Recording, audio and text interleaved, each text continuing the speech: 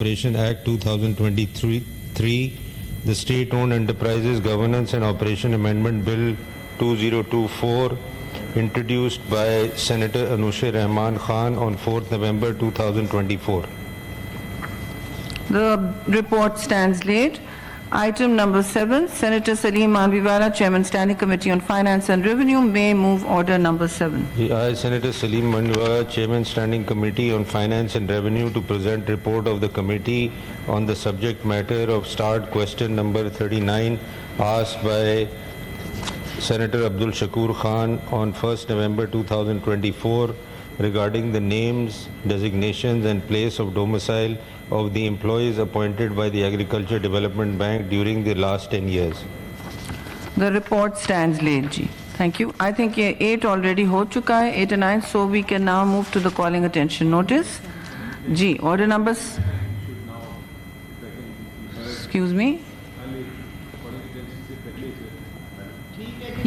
ہم نے کل میں بات کر رہا تو میں 2 منٹ دیتا ہوں پھر ابھی ظفر صاحب میں ٹھیک ہے جی 17 کی ڈیفرمنٹ نہیں ہے اس کو ختم ہونے دیں یا Minister is here. That is where I'm proceeding with order number 17. There's a calling attention notice at order number 17 in the name of Senator Poonjo. Please raise the matter, Senator Saab. Thank you, Madam Chairperson. I, Senator Poonjo Bhil, draw the attention of the Minister of Communication towards imposition to toll tax without implementation and the completion of 17 kilometers road from the Rajarasti to Umarkot despite the passage of 4 years since the start of construction in 2021 against the scheduled completion time 6 months. اس پر آپ کچھ کہنا چاہیں گے senator? جی madam chair person, سب سے پہلے تو آپ کی بڑی مہربانی جو آپ نے یہ میرا توجہ نوٹس پہ مجھے بات کرنے کا موقع فراہم کیا. یہ جو جس میں روڈ کی بات کر رہا ہوں اس سے پہلے بھی میں یہاں ایوان میں اسی ایشو کو ریز کر چکا تھا کہ یہ روڈ جو ہے وہ ابھی تک بنا نہیں ہے. پہلے تو کافی عرصے جو پریویس گورنمنٹ تھی، آج ہماری جو یہاں رائٹ سائڈ پہ دوست بیٹھے ہوئے ان کی، تو اسی زمانے میں یہ روڈ کا کچھ حصہ اس کا ٹینڈر ہوا تھا.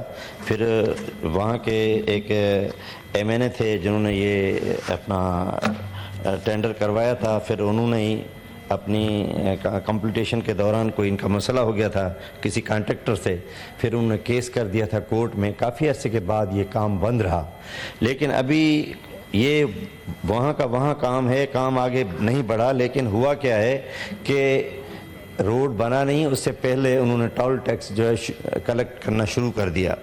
ہم کوئی اس ٹیکس کے خلاف نہیں ہیں، ہم بھی چاہتے ہیں کہ ملک کے اندر جو بھی اس قسم کی چیزیں ہیں وہ بن رہی ہیں تو اس پہ ٹول ٹیکس ہونا چاہیے. لوگوں کو اسے فیضیاب ہوتے ہیں تو انہیں ٹیکس بھی دینا چاہیے.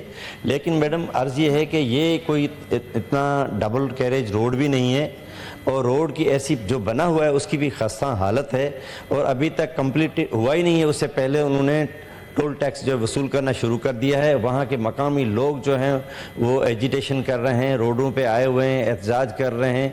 اور وہاں اتنی بڑی کوئی ٹریفک بھی نہیں ہے، چھوٹے چھوٹے گاؤں ہیں. ان گاؤں کے علاقے کے لوگ کوئی عمرکوٹ، راجہ رستی اور صوفی فقیر اور اس کے ساتھ ہمارے جو ہے وہ 78 78 موری اور جمڑاؤ میر خاص تک یہ لوگ، یہ کوئی آئی تھنک کوئی 80 کلومیٹر کے قریب یہ روڈ ہے. لیکن روڈ پہلے ہی اس کی پوزیشن بہتر نہیں ہے. تو میں یہ گزارش کروں گا یہاں منسٹر کمیونیکیشن صاحب سے کہ ایک تو یہ روڈ آپ بنا لیں، اچھا روڈ بن جائے، اس کے بعد آپ اس کا سلسلہ اگر اس طریقے سے کوئی کریں تو وہ بہتر ہوگا. سب سے پہلے تو میں یہ ریکویسٹ کروں گا کہ یہ دیہاتی روڈ ہے، اس پہ کسی قسم کی کوئی بھی کمیونیکیشن ایسی نہیں ہوتی ہے جس سے کوئی بھاری تعداد میں انکم ہوتی ہو. یہ دیہاتی لوگوں کا چھوٹے چھوٹے گاؤں پہ یہ سفر ہوتا ہے. تو لہٰذا مہربانی کر کے تب تک اس کو آپ جو ہے ملتوی کر دیں اور اس کے بعد جب یہ روڈ کی کوئی بہتر پوزیشن ہو جائے تو اس کو پھر کیری آن کریں. آپ کی بڑی مہربانی ہوگی. سب سے پہلے تو میں منسٹر یہاں موجود ہیں, انہیں ریکویسٹ کروں گا کہ مہربانی کر کے اسی روڈ پہ اس قسم کا ٹیکس جو ہے وہ لینا مناسب نہیں ہوگا, کیونکہ یہاں کے علاقے کی آبادی بہت کم ہے اور چھوٹے چھوٹے گاؤں ہیں. اس کو آپ نظر میں رکھیں, اگر یہ ہو سکتا ہے تو آپ کی بڑی مہربانی. Thank you. Fazil minister. جناب میڈم چیئر پرسن, جو ہمارے معزز سینیٹر بھائی نے بات کی ہے وہ بالکل ٹھیک ہے. اگر اس کی کنڈیشن اچھی نہیں ہے تو وہاں پہ ٹیکس نہیں. Intelligence, health, science and technology have been established under the HLSC. آپ کو اپڈیٹ کر رہے ہیں, سینٹ کا اجلاس جاری ہے. دوسری طرف اسلام آباد میں ترجمان دفتر خارجہ شفقت علی خان. کیونکہ جو بھی پاکستان کی انسٹیٹیوشن ہے مجبور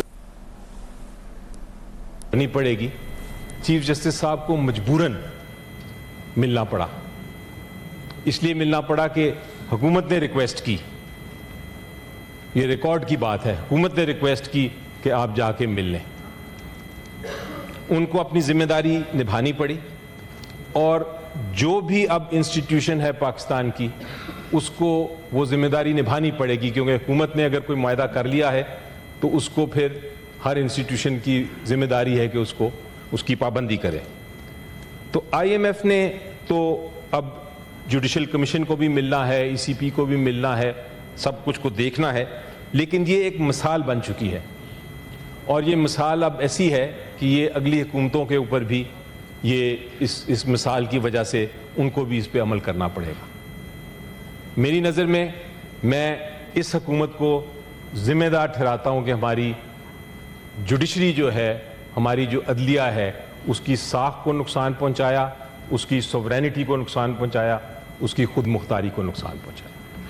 تو میرا پہلا پوائنٹ تو یہ ہے, جناب کل لاء منسٹر صاحب نے فرمایا کہ وہاں ایک جوڈیشل کمیشن ہے اور شاید I M F judicial commission سے ملنے گئی تھی.